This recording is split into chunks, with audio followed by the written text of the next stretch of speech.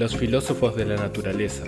Siempre se les suelen llamar a los primeros filósofos en Grecia los filósofos de la naturaleza, por su gran interés en las cuestiones naturales y en los cambios constantes que surgen en ellas. ¿Por qué el agua se convierte en vapor y en otro contexto se convierte en hielo? ¿Y por qué no se convierte en un buen vino? Son los cuestionamientos que se hacían estos primeros filósofos. Llegaron a la conclusión de que hay un primer principio del todo, un principio que sigue subsistiendo inexorablemente al constante cambio de la naturaleza, y que se presentaba en diferentes formas. De esta forma, los filósofos de la naturaleza trataban de explicar su alrededor dejando los mitos atrás y utilizando la razón.